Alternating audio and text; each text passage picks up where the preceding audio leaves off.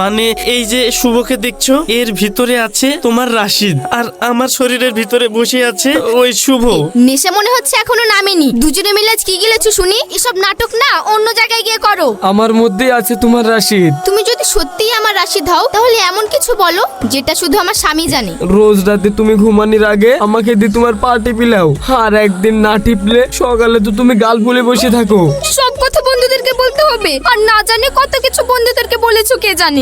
আমার কোনো দোষ নাই, আমাকে তো কিছু বলেনি, ওই তো রাশিদ। তোমার বন্ধু যেমন আমার কথা বলেছে তেমন তোমার বন্ধুর একটা কথা শোনো। তোমার এই বাঘ বন্ধু জানো কি করে? এই লোকটা ব্যাঙ দেখতে পালে লাফি চেয়ার খাটের উপর উঠে পড়ে, আর রাতে ঘুমের মধ্যে ছোট বাচ্চাদের মতো আঙুল চষে, আর এমন ভাবে নাক ডাকে যেন মনে হয় বাড়ির পেছনে ট্রাক্টর চলছে।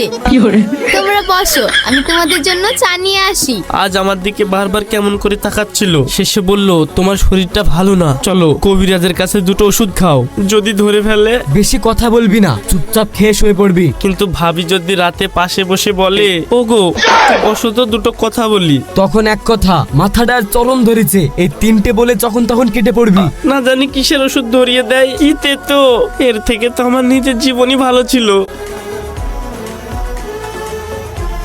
এখানেই তো সেদিন বসেছিলাম, এখানেই সেই কথা বলেছিলাম।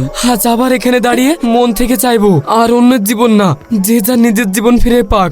আমাকে আমার জীবন ফিরিয়ে দাও। আর আমাকে আমার জীবন, আর কখনো পরের থালার দিকে তাকাবো না।